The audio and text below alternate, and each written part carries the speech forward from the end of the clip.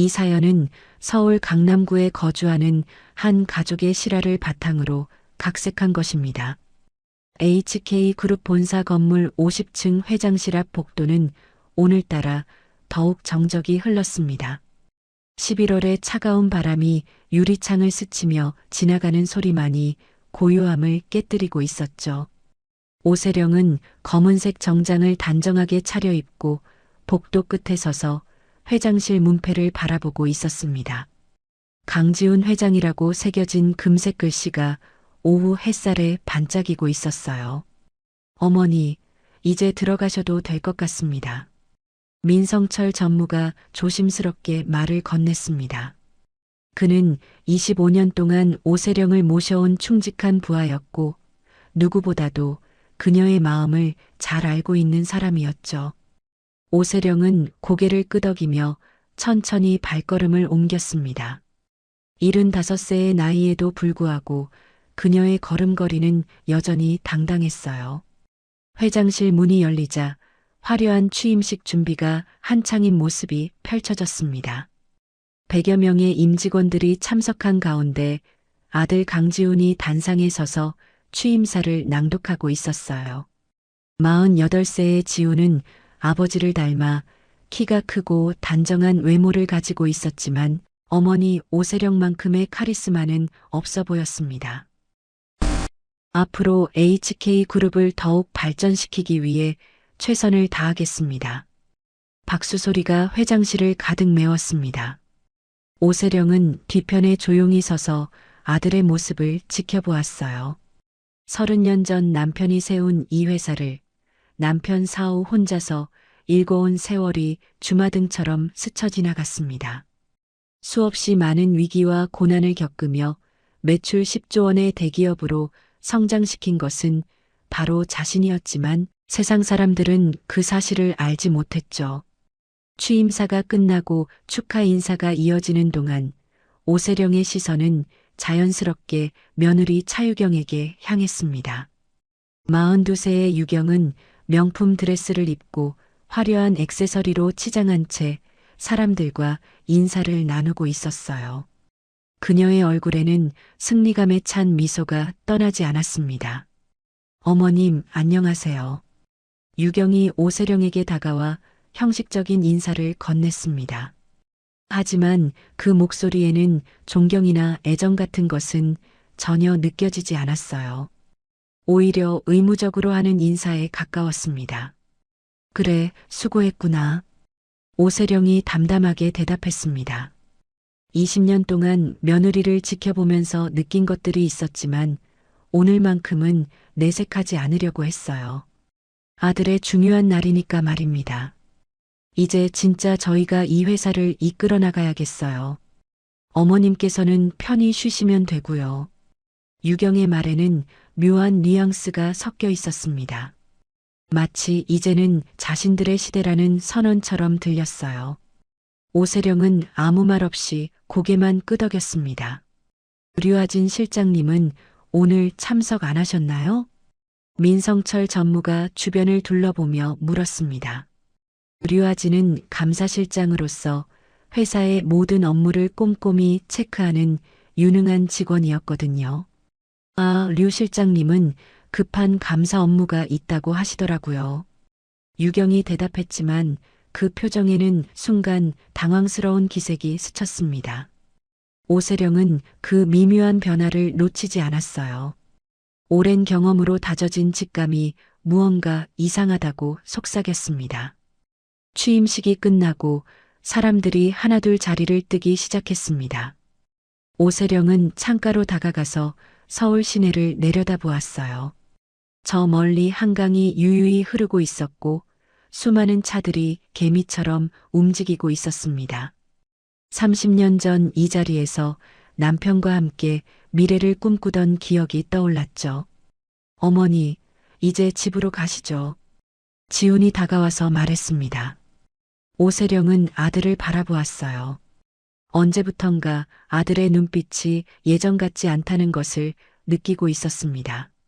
무언가를 숨기고 있는 것 같은 그런 느낌이었어요. 그래, 그러자. 오세령이 가방을 들며 일어섰습니다. 하지만 회장실을 나서면서 마지막으로 뒤돌아본 광경은 그녀의 마음에 깊은 의문을 남겼습니다. 유경과 지훈이 나누는 눈빛에서 뭔가 불안한 기운이 느껴졌거든요. 집으로 가는 차 안에서 오세령은 창밖을 바라보며 생각에 잠겼습니다. 며느리의 오늘 행동들, 류아진 실장의 부재, 아들의 어색한 표정들이 퍼즐 조각처럼 머릿속을 맴돌았어요. 뭔가 중요한 것을 놓치고 있다는 느낌이 강하게 들었습니다. 강남구 평창동에 위치한 오세령의 저택은 조용했습니다.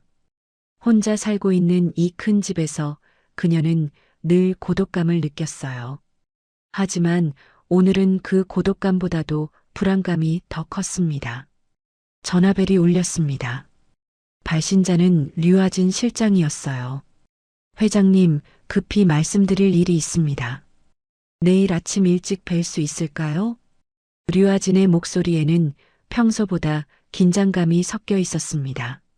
오세령은 직감적으로 느꼈어요. 뭔가 중대한 일이 일어나고 있다는 것을 말이죠. 다음 날 이른 아침, 오세령은 평소보다 일찍 잠에서 깼습니다. 창밖으로 스며드는 새벽 햇살이 침실을 은은하게 밝히고 있었어요. 류아진 실장과의 약속 시간이 아직 2시간이나 남았지만 밤새 잠을 설쳤던 탓에 더 이상 누워 있을 수가 없었습니다. 아줌마, 아침 준비 안 하셔도 돼요. 일찍 나가야 해서요. 오세령이 20년 넘게 함께해온 가정부 박순자에게 말했습니다. 순자는 60대 중반의 나이에도 불구하고 여전히 부지런했고 무엇보다 입이 무거워서 오세령이 신뢰하는 몇 안 되는 사람 중 하나였어요. 그러면 간단이라도 드시고 가세요. 어제부터 안색이 안 좋으시던데. 순자가 걱정스러운 표정으로 말했습니다. 오세령은 고개를 저었어요. 지금은 음식이 목으로 넘어갈 것 같지 않았거든요. 오전 8시 오세령은 HK그룹 본사 근처에 있는 조용한 카페로 향했습니다. 류아진 실장이 제안한 장소였어요. 회사에서 만나기에는 너무 민감한 내용일 수도 있다는 그의 판단이었죠. 카페에 도착했을 때 류아진은 이미 구석진 자리에 앉아 있었습니다. 38세의 그는 평소에도 꼼꼼하고 신중한 성격이었지만 오늘은 유독 긴장해 보였어요. 두꺼운 서류 봉투를 앞에 놓고 주변을 살피고 있었습니다. 실장님, 무슨 일이에요? 오세령이 자리에 앉으며 직접적으로 물었습니다. 오랜 사업 경험으로 단련된 그녀는 불필요한 말을 늘어놓는 것을 좋아하지 않았어요. 회장님, 이 말씀을 드리기가 정말 어렵습니다만. 류아진이 말을 머뭇거렸습니다. 그의 손이 미세하게 떨리고 있었어요. 편하게 말해요. 무슨 일인지 대충 짐작은 하고 있으니까. 오세령의 목소리는 차분했지만 내심으로는 최악의 상황을 각오하고 있었습니다. 류아진이 서류 봉투를 열었습니다. 그 안에는 여러 장의 문서와 사진들이 들어 있었어요. 차유경 이사님께서 지난 6개월 동안 회사 자금을 빼돌리고 계신 것 같습니다. 얼마나? 현재까지 파악된 것만 200억 원 정도입니다. 아마 더 클 수도 있어요. 오세령의 표정이 굳어졌습니다. 200억 원은 절대 작은 금액이 아니었어요. 회사 운영에 치명적인 타격을 줄 수 있는 규모였습니다. 어떤 방법으로? M-아트라는 유령 회사를 만들어서 허위 계약을 체결하고 그 명목으로 자금을 빼돌리고 있습니다. 서류상으로는 정상적인 거래처럼 보이게 조작했어요. 류아진이 관련 서류들을 보여주었습니다. 정교하게 만들어진 계약서들과 가짜 사업자 등록증, 그리고 자금 이동 내역들이 빼곡히 정리되어 있었어요. 그런데 더 심각한 문제가 있습니다. 류아진의 표정이 더욱 어두워졌습니다. 뭔데요? 윤재민이라는 남자와 불륜 관계에 있는 것 같습니다. 그리고 둘이 함께 해외로 도피할 계획을 세우고 있어요. 류아진이 몇 장의 사진을 내밀었습니다. 호텔에 들어가는 유경과 낯선 남자의 모습, 그리고 둘이 친밀하게 대화하는 장면들이 선명하게 담겨 있었어요. 오세령은 사진들을 한 장씩 천천히 살펴보았습니다. 20년 동안 며느리로 함께 살아온 유경이 이런 일을 저지르고 있었다는 사실이 믿어지지 않았어요. 아니, 사실은 어느 정도 예감하고 있었는지도 모르겠습니다. 최근 몇 년 사이 유경의 행동이 수상했었거든요. 지훈이는, 우리 아들은 이 사실을 알고 있나요? 오세령이 가장 두려워하던 질문을 입 밖에 냈습니다. 류아진이 잠시 망설였습니다. 그리고 또 다른 서류를 꺼냈어요. 강지훈 회장님께서 이 사실을 알고 계시는 것 같습니다. 뭐라고요? 오세령의 목소리가 떨렸습니다. 지난주 회계팀에서 이상한 점을 발견하고 회장님께 보고를 올렸는데 조사하지 말라고 지시하셨다고 합니다. 그리고 어제 취임식 이후에 차유경 이사님과 긴 시간 대화를 나누시는 걸 목격한 직원도 있어요. 오세령은 머리가 어지러워지는 것을 느꼈습니다. 며느리의 배신도 충격적이었지만 아들이 그 사실을 알면서도 묵인했다는 것은 더욱 충격적이었어요. 왜 지훈이가? 아마도 회사 지분 때문인 것 같습니다. 차유경 이사님이 회장님께 이혼을 요구하면서 재산 분할을 주장하고 있다고 들었어요. 만약 이혼 소송이 시작되면 회사 경영권에 큰 타격이 올 수 있죠. 오세령은 이제야 전체 그림을 이해할 수 있었습니다. 며느리는 처음부터 계획을 세우고 있었던 거예요. 회사 자금을 빼돌리면서 동시에 이혼을 통해 지분까지 가져가려는 치밀한 계획 말입니다. 그럼 지금 제가 해야 할 일은 무엇인가요? 오세령이 차분하게 물었습니다. 충격적인 상황이었지만 수십 년간 기업을 운영해온 경험이 그녀를 침착하게 만들어 주었어요. 일단 더 확실한 증거를 수집해야 합니다.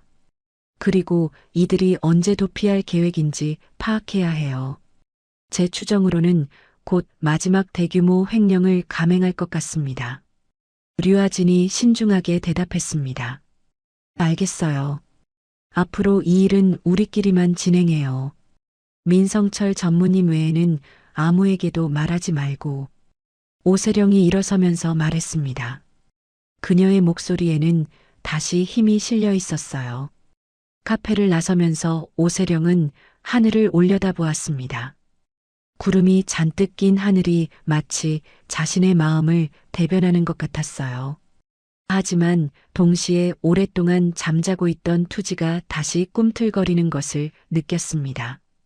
30년 전 남편과 함께 이 회사를 세울 때의 각오, 수많은 위기를 헤쳐나가며 느꼈던 그 강인함이 다시 살아나고 있었어요. 이제는 물러설 곳도 물러설 이유도 없었습니다. 이틀 뒤 류아진 실장으로부터 긴급 연락이 왔습니다. 오세령은 서재에서 옛 앨범을 정리하고 있던 중이었어요. 남편과 함께 찍은 사진들, 지훈이가 어렸을 때의 모습들을 보며 옛 추억에 잠겨있던 참이었습니다. 회장님, 중대한 정보를 입수했습니다. 지금 당장 만날 수 있을까요? 류아진의 목소리에는 급박함이 묻어나고 있었습니다. 어디서 만날까요? 회장님 댁 근처 도서관에서 만나시죠. 30분 후에요. 1시간 뒤 평창동 도서관 열람실에서 두 사람은 다시 만났습니다. 류아진은 노트북을 펴놓고 화면을 오세령에게 보여주었어요. 윤재민의 신상을 정확히 파악했습니다. 35세, 과거에 사기 전과가 여러 차례 있는 인물이에요. 그리고 놀라운 사실을 발견했습니다. 화면에는 윤재민의 사진과 함께 상세한 신상 정보가 나와 있었습니다. 잘생긴 외모였지만 그의 범죄 기록을 보니 전형적인 지능형 사기꾼이라는 느낌이 들었어요. 이 남자가 차유경 이사님에게 접근한 것이 2년 전입니다. 처음에는 우연한 만남으로 위장했지만 실제로는 치밀하게 계획된 접근이었어요. 어떻게 알았어요? 윤재민이 차유경 이사님을 만나기 전에 HK그룹에 대해 상당히 자세히 조사했다는 흔적을 찾았습니다. 그리고 가장 충격적인 것은 류아진이 잠시 말을 멈추고 오세령의 표정을 살폈습니다. 말해봐요. 강지훈 회장님이 이들의 관계를 알고도 묵인만 한 것이 아니라 적극적으로 도와주고 계신 것 같습니다. 류아진이 또 다른 파일을 열었습니다. 그 안에는 통화 기록들이 정리되어 있었어요. 지난달부터 강지훈 회장님과 윤재민 사이에 수차례 전화 통화가 있었습니다. 그리고 어제 저녁에는 셋이 함께 만났어요. 셋이 함께? 오세령의 목소리가 떨렸습니다. 아들이 아내의 불륜 상대와 만난다는 것 자체가 이해할 수 없는 일이었어요. 네, 강남구의 한 고급 레스토랑에서 약 2시간 동안 대화를 나누었습니다. 그리고 그 자리에서 녹음된 대화 내용을 일부 확보했어요. 류아진이 이어폰을 내밀었습니다. 오세령은 떨리는 손으로 이어폰을 귀에 꽂았어요. 지훈의 목소리가 들려왔습니다. 어머니가 의심하기 시작하신 것 같아. 류 실장이 감사를 진행하고 있다고 들었어. 그 다음은 유경의 목소리였습니다. 그럼 어떻게 해? 이미 200억은 빼돌렸는데. 마지막으로 300억만 더 빼내고 바로 출국해. 어머니가 뭘 알아내기 전에. 요양원 얘기는 어떻게 됐어? 그것도 진행하고 있어. 어머니가 치매에 기미가 있다는 의사소견서는 이미 준비했어. 오세령은 이어폰을 빼고 한동안 말을 하지 못했습니다. 머릿속이 하얘지는 느낌이었어요. 아들이 자신을 요양원에 보내려 한다는 사실, 그것도 치매라는 거짓 진단을 통해서 말입니다. 더 있어요? 오세령이 간신히 목소리를 짜냈습니다. 네, 하지만 류아진이 망설였습니다. 모든 걸 들어야 해요. 끝까지. 윤재민의 목소리가 이어졌습니다. 요양원에 보내고 나면 회사 지분은 어떻게 처리할 거야? 지훈이 대답했습니다.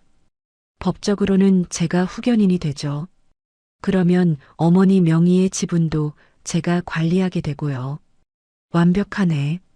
그럼 이제 정말로 우리가 이 회사의 주인이 되는 거야. 유경의 웃음소리가 들렸습니다. 그 웃음소리는 오세령의 가슴에 비수처럼 꽂혔어요. 녹음이 끝났습니다.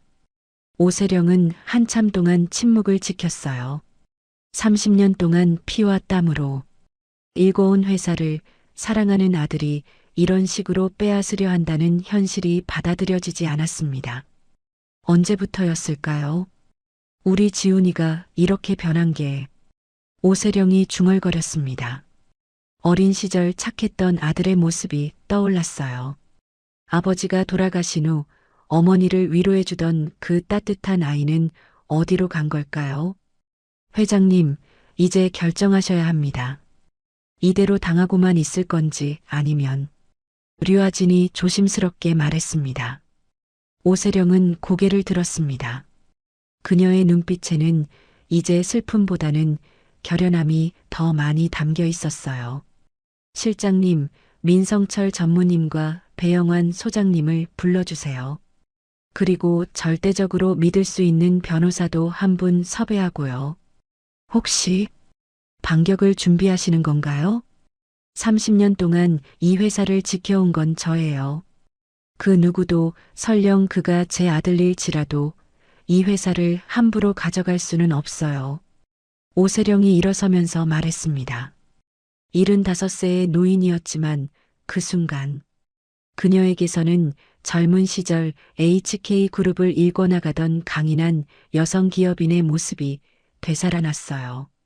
하지만 강지훈 회장님은 회장님의 친아들인데요.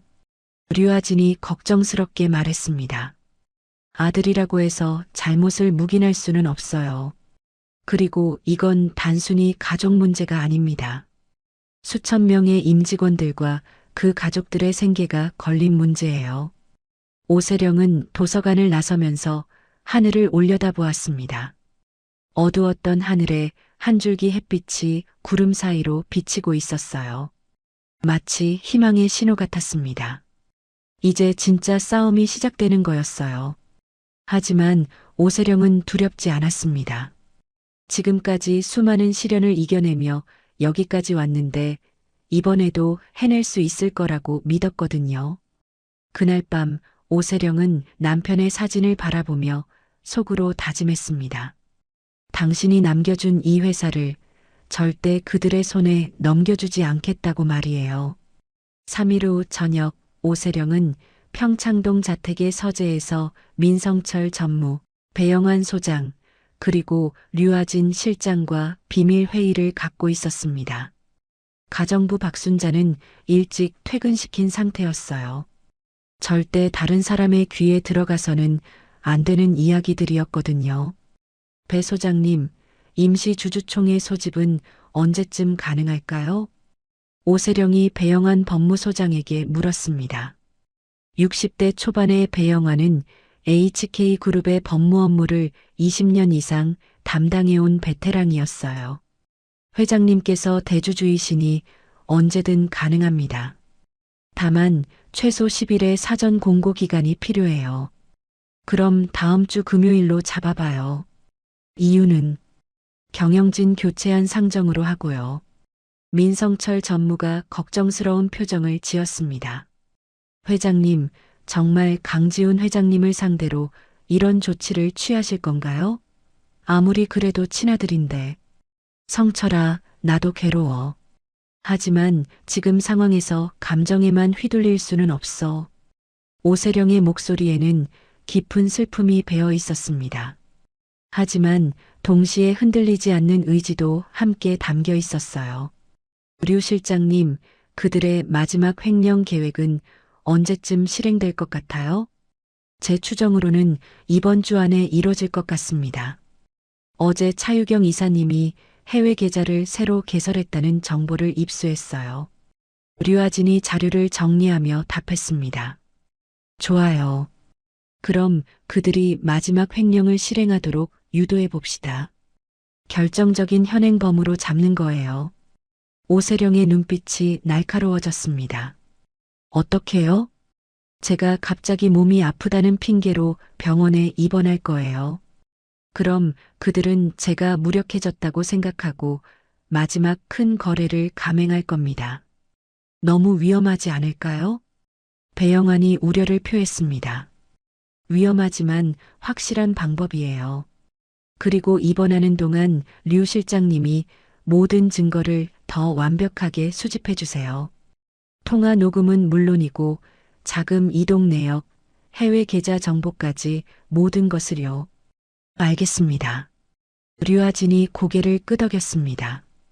그리고 한 가지 더 중요한 일이 있어요. 오세령이 잠시 망설이다가 입을 열었습니다. 지훈이의 배신이 담긴 녹취록. 그건 공개하지 않을 겁니다. 세 사람이 모두 놀란 표정을 지었어요. 회장님, 그 증거야말로 가장 결정적인 건데요. 민성철이 반문했습니다. 아들이 어머니를 배신했다는 사실을 세상에 공개하는 건 그건 제가 감당할 수 없어요. 차유경과 윤재민만으로도 충분히 진실을 밝힐 수 있을 거예요. 오세령의 목소리에는 깊은 모성애가 담겨 있었습니다.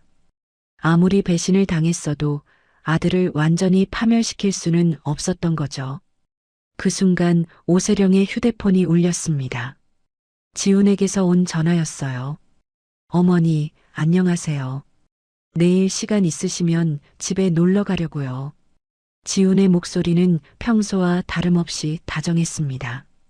하지만 오세령은 이제 그 목소리 뒤에 숨겨진 진심을 알고 있었어요.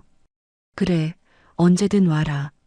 네, 그럼 내일 저녁에 유경이랑 같이 가겠습니다.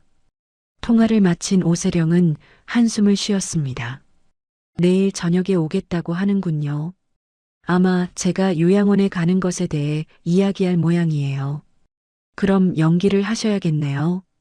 류아진이 말했습니다. 20년 동안 연기해 왔는데 하루 더 못할 게 뭐 있겠어요. 오세령이 쓸쓸하게 웃었습니다. 다음 날 저녁 지훈과 유경이 함께 찾아왔습니다. 오세령은 평소와 다름없이 그들을 맞았어요. 어머님, 안녕하세요. 유경이 인사를 했지만 그 인사에는 여전히 진심이 담겨 있지 않았습니다. 그래, 수고했구나. 저녁은 먹었니? 네, 먹고 왔어요. 거실에 앉아서 차를 마시며 이런저런 이야기를 나누던 중 지훈이 조심스럽게 본론을 꺼냈습니다. 어머니, 요즘 건강이 어떠세요? 가끔 깜빡깜빡 하신다고 하시던데. 나이가 드니까 그런 게 있지. 뭐 특별한 건 없어. 오세령이 태연하게 대답했습니다. 그래도 한번 정밀검진을 받아보시는 게 좋을 것 같아요. 요즘 좋은 병원들이 많잖아요. 유경이 거들었습니다.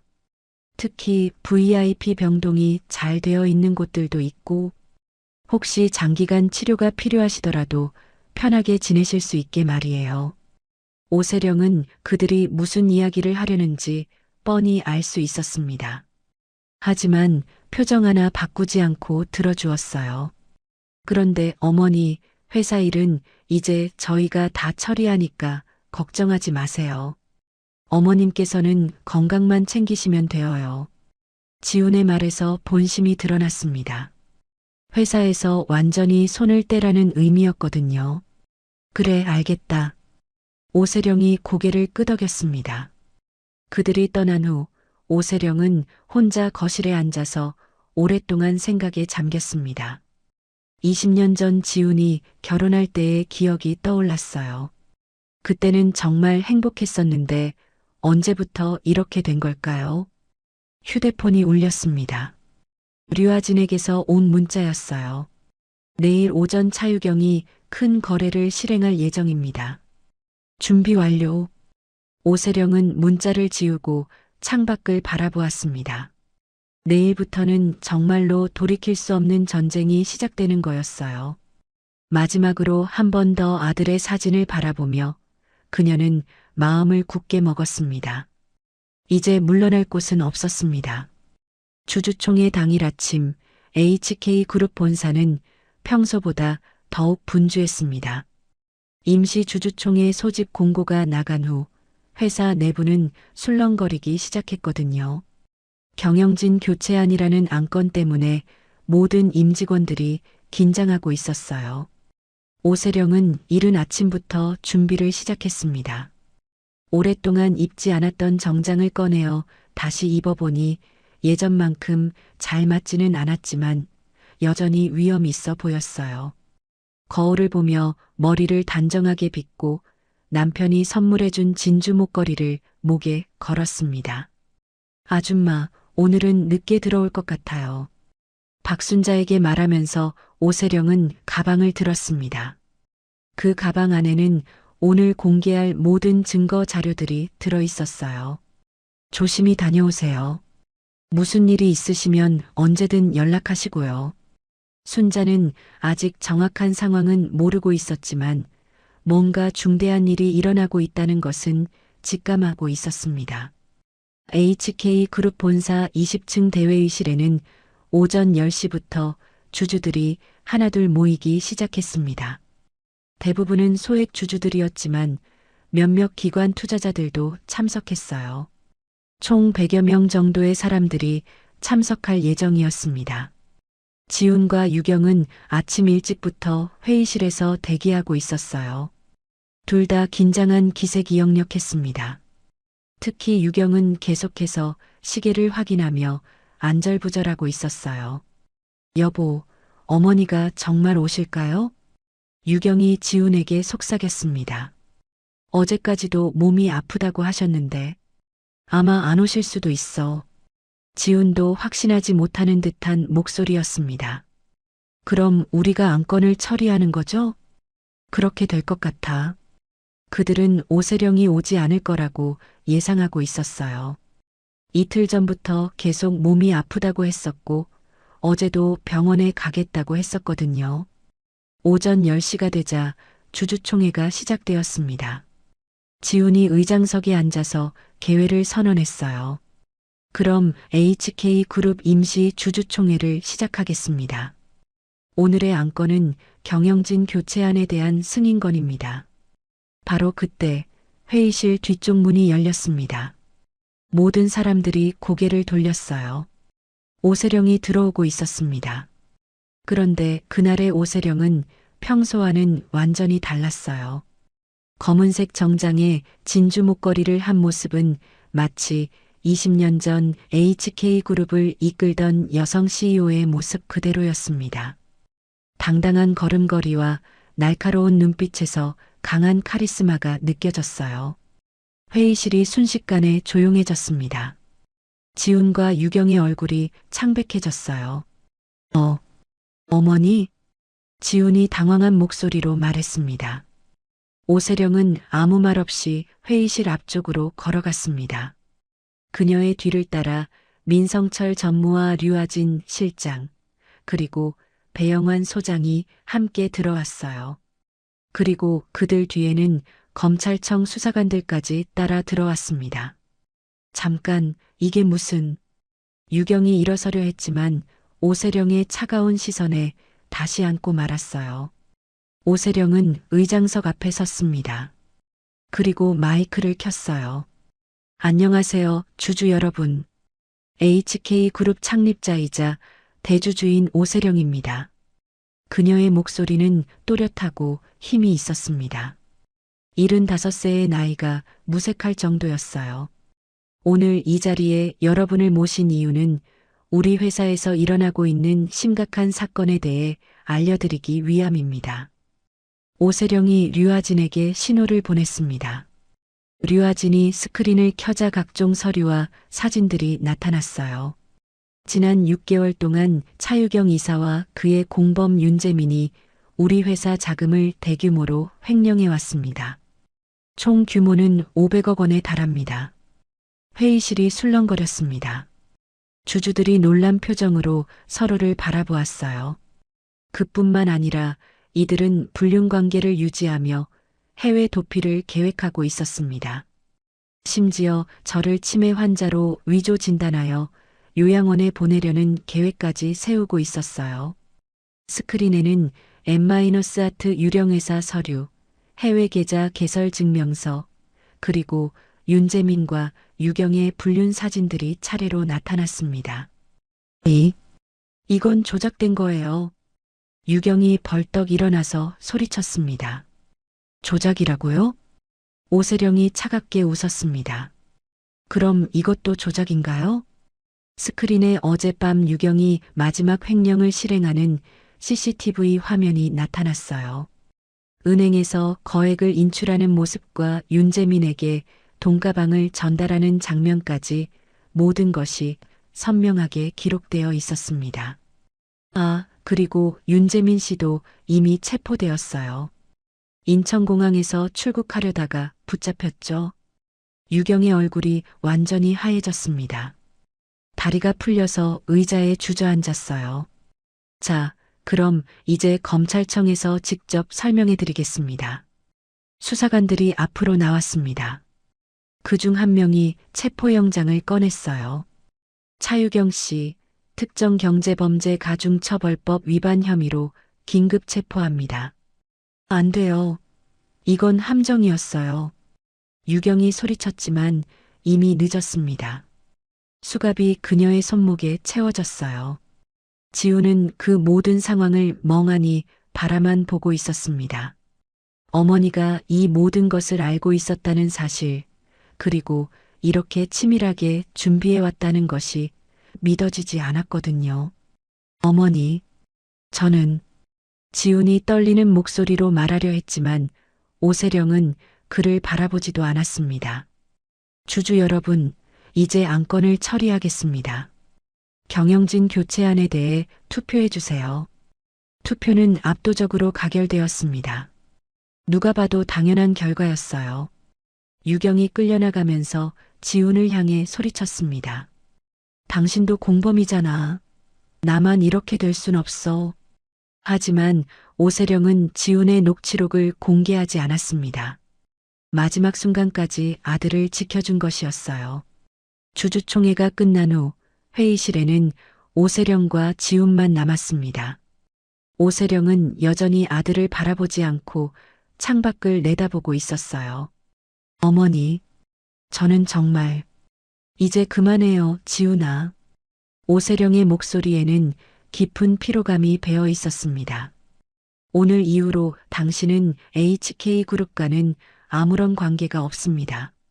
알아서 앞길을 정하세요. 그 말을 남기고 오세령은 회의실을 나섰습니다.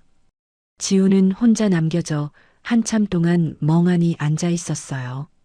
주주총회가 끝난 지 일주일 후 HK그룹은 최대 위기에 직면했습니다. 차유경과 윤재민의 횡령 사건이 언론에 대대적으로 보도되면서 회사의 신용도가 급격히 떨어졌거든요. 협력업체들은 계약을 중단하겠다고 나섰고 은행들은 대출 회수를 압박하기 시작했습니다. 회장님, 상황이 심각합니다. 민성철 전무가 오세령의 회장실로 급히 들어와서 보고했어요. 그의 얼굴에는 걱정이 가득했습니다. 어떻게 심각한데요? 오세령이 침착하게 물었습니다. 지난 일주일 동안 그녀는 거의 회사에서 살다시피 하며 사태 수습에 나섰지만 상황은 나아지지 않고 있었어요. 제1은행에서 300억 원을 즉시 상환하라고 통보해 왔습니다. 그리고 대성건설에서도 계약 해지 통보를 보내왔어요. 300억. 지금 당장 현금으로 준비할 수 있는 돈이 얼마나 되죠? 최대한 끌어모아도 100억 원 정도입니다. 오세령은 고개를 숙였습니다. 200억 원이 부족했어요. 회사 매출이 연간 10조 원에 달하지만 당장 현금으로 이용할 수 있는 돈은 많지 않았습니다. 다른 은행에서 대출은 어려울까요? 현재 상황에서는 불가능할 것 같습니다. 신용등급이 급락해서 어느 은행도 대출을 해주려 하지 않아요. 류하진 실장이 추가로 보고했습니다. 그럼 자산 매각을 생각해 봐야겠네요. 오세령이 한숨을 쉬었습니다. 어떤 자산을 매각하시겠습니까? 제 개인 소유 부동산부터 시작해 봅시다. 평창동 본가와 제주도 별장. 그래도 부족할 텐데요. 그럼 오세령이 잠시 망설였습니다. 회사 지분 일부를 매각하는 방법도 있습니다. 민성철과 류하진이 깜짝 놀란 표정을 지었어요. 회장님, 그러시면 경영권을 잃을 수도 있어요. 지금 상황에서는 경영권보다 회사를 살리는 게 더 중요해요.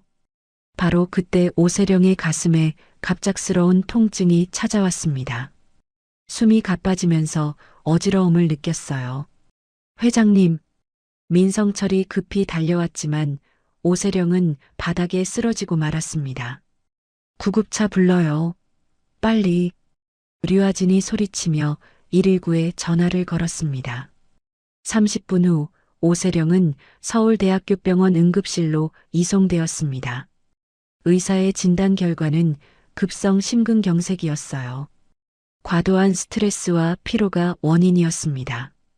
환자분이 75세 고령인데다가 심근경색이 꽤 심각합니다. 당분간은 절대 안정이 필요해요. 담당 의사가 설명했습니다. 생명에는 지장이 없겠죠? 민성철이 걱정스럽게 물었습니다. 지금 당장은 위험하지 않습니다. 하지만 앞으로 몇 주간은 스트레스를 받지 않도록 조심해야 해요. 오세령이 입원했다는 소식은 곧 회사 전체에 퍼졌습니다.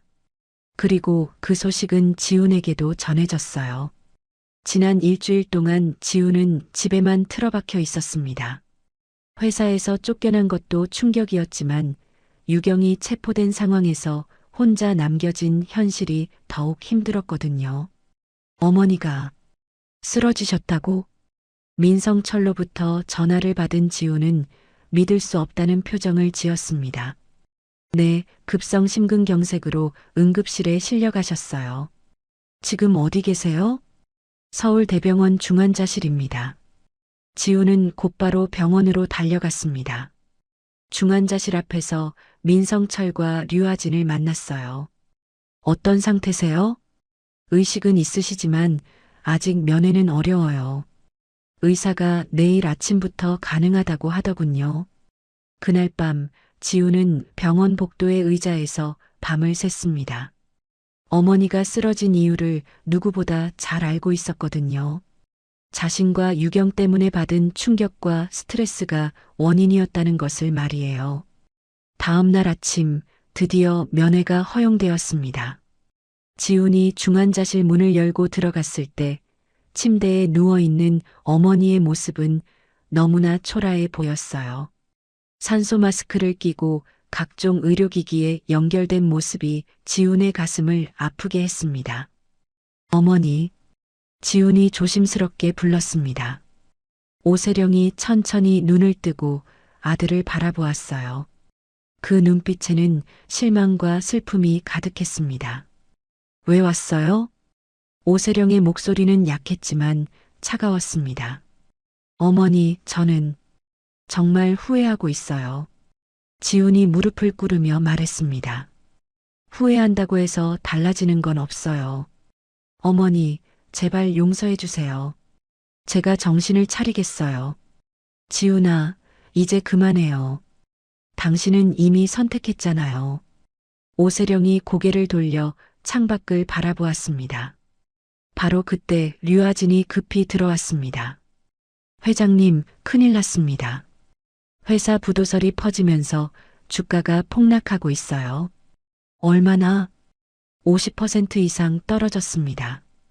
그리고 직원들 사이에서도 동요가 심해지고 있어요. 오세령은 눈을 감았습니다. 평생을 바쳐 일궈온 회사가 무너져가고 있었어요. 회장님, 결정을 내리셔야 합니다. 지분 매각을 통해서라도 자금을 확보하지 않으면. 알겠어요. 제 지분을 모두 매각하세요. 회장님, 민성철이 깜짝 놀랐습니다. 다른 방법이 없어요. 회사를 살리려면 그래야 해요. 지우는 그 말을 듣고 충격을 받았습니다. 어머니가 평생에 걸쳐 모은 재산을 모두 포기하려 한다는 것이었거든요. 어머니, 안 돼요. 그러시면 어머니께는 아무것도 남지 않아요. 상관없어요. 어차피 물려받을 사람도 없으니까. 오세령의 말에 지훈의 가슴이 찢어지는 것 같았습니다. 그 순간 지훈은 깨달았어요. 진정으로 소중한 것이 무엇인지, 그리고 자신이 얼마나 큰 잘못을 저질렀는지를 말이에요. 지훈은 병원 복도를 서성이며 생각에 잠겼습니다. 어머니가 모든 재산을 포기하겠다고 하신 그 말이 계속 머릿속을 맴돌았어요. 자신 때문에 평생 노력해온 것을 모두 잃게 만들 수는 없었습니다. 류 실장님, 지훈이 복도에서 기다리고 있던 류아진을 불렀습니다. 네, 회장님. 류아진은 여전히 지훈을 회장이라고 부르고 있었어요. 하지만 그 호칭이 이제는 무의미하다는 것을 모두가 알고 있었습니다. 회사 부채가 정확히 얼마나 되죠? 긴급히 상환해야 할 금액이 300억 원이고 추가로 필요한 운영자금까지 합치면 500억 원 정도입니다. 제 개인 재산으로 얼마나 충당할 수 있을까요? 류아진이 잠시 계산해 보았습니다. 강남의 아파트와 주식, 그리고 예금까지 합치면 대략 200억 원 정도 될 것 같습니다. 부족하네요. 지훈이 한숨을 쉬었습니다. 하지만 방법이 있습니다. 어떤 방법이요? 협력업체들과 은행을 직접 만나서 설득하는 거예요. 시간을 좀 더 달라고, 그리고 회사 재건 계획을 제시하는 겁니다. 그게 가능할까요? 해봐야죠. 다른 방법이 없으니까. 지훈의 목소리에는 절박함이 담겨 있었습니다. 다음 날부터 지훈은 발품을 팔기 시작했습니다. 먼저 제1은행 본점을 찾아갔어요. 은행장과의 면담을 요청했지만 쉽게 허락되지 않았습니다. 죄송하지만 현재 상황에서는 면담이 어렵습니다. 직원이 정중하게 거절했습니다. 그럼 제가 여기서 기다리겠습니다. 지우는 은행 로비에 앉아서 기다렸어요. 1시간, 2시간, 5시간이 지나서야 은행장이 나타났습니다. 강지훈 씨죠? 무슨 일로 오셨나요? 은행장님, 잠깐만 시간을 내주세요. 꼭 드릴 말씀이 있습니다. 은행장은 마지못해 사무실로 지훈을 안내했어요. HK그룹의 재건 계획을 말씀드리고 싶습니다. 지훈이 정성껏 준비한 자료를 내밀었습니다. 지금 상황에서 재건이 가능할까요? 신용도도 바닥이고 경영진도 교체된 상황인데 제가 모든 책임을 지겠습니다. 제 개인 재산을 모두 담보로 제공하고 향후 10년간 무보수로 일하겠습니다. 은행장이 놀란 표정을 지었어요. 개인 재산을 모두 담보로? 네, 그리고 회사가 정상화되면 대출금을 우선적으로 상환하겠습니다. 생각해 보겠습니다. 비슷한 일이 대성건설에서도 반복되었습니다. 지우는 무릎을 꿇고 사정했어요. 사장님, 제발 한 번만 기회를 주세요. HK그룹과 20년 동안 함께 해오지 않으셨습니까? 그렇지만 지금 상황에서는 제가 보증하겠습니다. 만약 계약 이행에 문제가 생기면 제 모든 재산으로 배상하겠습니다. 대성건설 사장은 지훈의 진심에 마음이 움직였어요. 정말 각오가 되어 있는 거죠? 네, 목숨을 걸고 하겠습니다. 이런 식으로 지훈은 일주일 동안 수십 곳을 돌아다녔습니다. 무릎을 꿇고 사정하고 머리를 조아리며 용서를 빌었어요. 평소에 거만했던 모습은 완전히 사라졌습니다. 협력업체 중 일부는 지훈의 진심을 알아주었습니다. 특히 오랫동안 HK그룹과 거래해온 회사들은 한 번 더 기회를 주기로 했어요. 강 회장님이 정말 달라지신 것 같습니다. 예전 같았으면 이런 식으로 머리 숙이고 부탁하시는 분이 아니었는데 한 협력업체 대표가 말했습니다. 죄송합니다. 제가 잘못 생각하고 있었어요. 지훈이 진심으로 사과했습니다. 일주일의 노력 끝에 기적이 일어났습니다. 제1은행에서 대출 만기를 6개월 연장해 주기로 했고 주요 협력업체들도 계약을 유지하기로 결정했어요. 단 지훈의 개인 재산을 모두 담보로 제공한다는 조건이었습니다. 지훈은 망설이지 않고 서명했어요. 강남의 아파트, 주식, 예금, 심지어 어머니가 사준 고급 시계까지 모든 것을 담보로 제공했습니다. 이제 정말 한 푼도 남지 않네요. 류아진이 걱정스럽게 말했습니다. 상관없어요. 돈은 다시 벌 수 있지만 어머니의 평생 노력은 되돌릴 수 없으니까요. 지훈의 목소리에는 확고한 의지가 담겨 있었습니다. 병원으로 돌아온 지훈은 어머니께 결과를 보고했어요. 어머니, 회사 위기를 일단 넘겼습니다. 무슨 소리예요? 오세령이 놀란 표정을 지었습니다. 제가 개인 재산을 모두 담보로 제공해서 대출 만기를 연장받았고 협력업체들도 설득했어요. 당신이 혼자서? 네, 제가 저지른 일이니까 제가 책임져야죠. 오세령은 아들의 얼굴을 오랫동안 바라보았습니다. 그 얼굴에서 예전과는 다른 무언가를 느꼈어요. 진정한 책임감과 회개의 마음이 보였습니다. 지훈아, 어머니, 저는 정말 바보였어요. 가장 소중한 것을 알아보지 못했어요. 지훈이 어머니의 손을 잡았습니다. 이제라도 깨달았으니 다행이에요. 오세령의 목소리에 따뜻함이 돌아왔습니다. 어머니, 앞으로는 밑바닥부터 다시 시작하겠어요. 진짜 실력으로, 진짜 노력으로 인정받는 사람이 되겠습니다. 그래, 그렇게 해라. 오세령이 처음으로 미소를 지었습니다. 한 달 뒤 오세령은 완전히 회복되어 퇴원할 수 있었습니다. 병원을 나서면서 그녀는 깊은 숨을 들이마셨어요. 가을 공기가 유난히 맑고 상쾌하게 느껴졌습니다. 회장님, 이제 회사로 가시죠. 민성철 전무가 말했지만 오세령은 고개를 저었어요. 아니에요. 먼저 가야 할 곳이 있어요. 그날 오후 HK그룹 임시 이사회가 열렸습니다. 오세령이 직접 소집한 회의였어요. 주요 임원들과 이사진이 모두 참석했습니다. 오늘 이 자리를 마련한 이유는 중요한 발표가 있기 때문입니다. 오세령이 단상에 서서 말했습니다. 그녀의 목소리는 한 달 전보다 훨씬 안정되어 있었어요. 류아진 실장을 HK그룹의 신임 최고 경영자로 임명합니다. 회의실이 순식간에 술렁거렸습니다.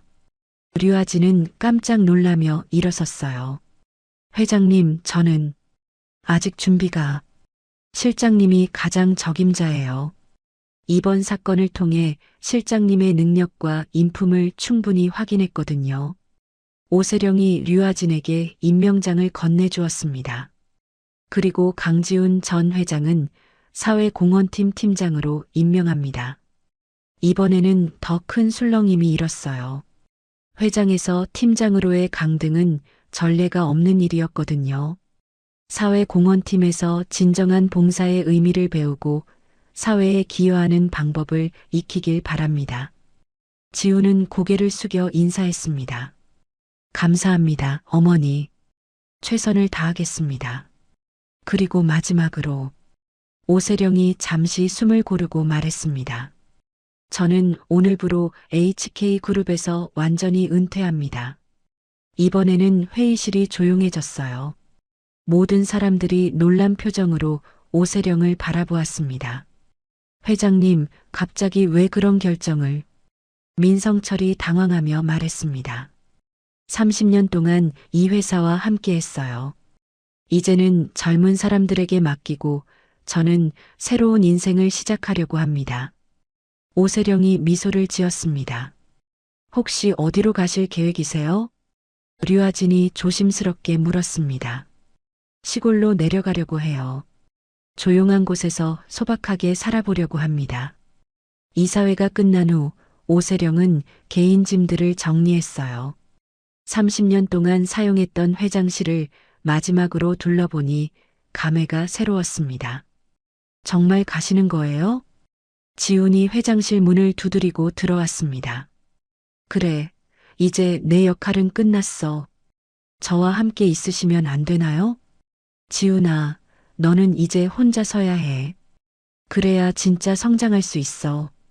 오세령이 아들의 어깨를 토닥여 주었습니다. 어머니, 가끔은 연락하시죠? 물론이지. 하지만 자주는 안 돼. 너무 의존하면 안 되거든. 3일 후 오세령은 강원도 평창의 작은 마을로 향했습니다. 그곳에 작은 상가 건물을 임대해서 반찬 가게를 열 계획이었어요. 박수라는 이름의 반찬 가게였습니다. 박수라는 이름에는 특별한 의미가 있었어요. 평생 남들의 박수를 받으며 살았지만 이제는 진심 어린 박수를 받을 수 있는 삶을 살고 싶다는 뜻이었습니다. 가게를 준비하는 동안 오세령은 정말 오랜만에 평온함을 느꼈어요. 새벽에 일어나서 반찬을 만들고 손님들과 정겨운 대화를 나누는 일상이 새롭게 느껴졌습니다. 사장님, 오늘 김치찌개 정말 맛있어요. 단골 손님이 말했습니다. 감사해요. 정성껏 만들었거든요. 오세령이 환하게 웃었습니다. 그 웃음은 예전 회장실에서 짓던 것과는 완전히 달랐어요. 진심이 담긴 자연스러운 웃음이었습니다. 한편 서울의 지우는 사회공헌팀에서 열심히 일하고 있었어요. 처음에는 어색했지만 점차 봉사의 참된 의미를 깨달아가고 있었습니다. 팀장님, 오늘 고아원 방문 준비 완료했습니다. 팀원이 보고했습니다. 고맙습니다. 아이들이 좋아할 만한 선물도 준비했죠? 네, 모든 준비가 끝났어요. 지우는 이제 진정으로 남을 도와주는 일에서 보람을 느꼈습니다. 돈이나 권력이 아닌 사람들의 따뜻한 마음을 얻는 것이 더 값진 일이라는 것을 알게 되었거든요. 어느 주말 저녁 지우는 평창으로 어머니를 찾아갔습니다. 박수 반찬 가게는 이미 마을 사람들 사이에서 유명한 곳이 되었어요. 어머니, 안녕하세요. 어머, 지훈아, 언제 왔어? 오세령이 반가워하며 아들을 맞았습니다. 그녀의 얼굴에는 건강한 혈색이 돌고 있었어요. 어머니가 너무 밝아 보이세요. 그래, 여기서 살면서 마음이 많이 편해졌어. 저도 요즘 많이 배우고 있어요. 봉사를 하면서 진짜 중요한 게 뭔지 알게 됐어요. 다행이네. 그래, 이제야 내 아들 같다. 어머니와 아들은 오랜만에 진솔한 대화를 나누었습니다. 과거의 아픔은 이제 추억이 되었고 새로운 시작에 대한 희망으로 가득 찼어요.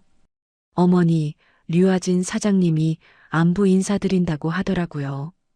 회사가 많이 안정되었다고 해요. 그렇구나. 실장님이 잘하고 있나 보네. 네, 그리고 제가 맡은 사회 공헌 사업도 성과가 좋아요. 어머니 덕분에 진짜 의미 있는 일을 하고 있어요. 해가 지면서 평창의 하늘이 붉게 물들었습니다. 어머니와 아들은 가게 앞에 앉아서 그 풍경을 바라보았어요. 지훈아, 이제 정말 행복하다. 저도 어머니. 예전에는 몰랐는데 지금이 정말 소중한 시간인 것 같아요. 오세령은 아들의 손을 잡았습니다. 그 손에서 따뜻함이 전해졌어요. 이제야 진정한 가족의 의미를 되찾은 것 같았습니다. 작은 반찬 가게 박수에서 들려오는 웃음소리가 평창의 저녁 공기에 스며들었습니다. 그것은 권력도 돈도 아닌 진짜 행복의 소리였어요. 나이가 든다고 해서 힘이 약해졌다고 해서 당하고만 살 필요는 없습니다. 우리에게도 목소리가 있고 권리가 있거든요. 그리고 무엇보다 중요한 건 진정으로 소중한 것이 무엇인지 깨닫는 일이에요. 돈과 권력은 순간일 수 있지만 가족의 사랑과 진정한 행복은 영원합니다. 오세령처럼 때로는 용기 있는 결단이 필요하고 지훈처럼 잘못을 인정하고 새로 시작하는 용기도 필요해요. 여러분도 혹시 힘든 일을 겪고 계신다면 꼭 주변에 도움을 요청하세요. 혼자가 아니라는 걸 기억하시길 바랍니다. 그리고 진정한 성공은 남에게 인정받는 것이 아니라 스스로 떳떳할 수 있는 삶을 사는 거라는 걸 잊지 마세요. 이야기를 끝까지 들어주신 분이 계시다면 잘 들었다고 댓글 하나만 남겨주세요. 구독과 좋아요도 큰 힘이 됩니다. 감사합니다.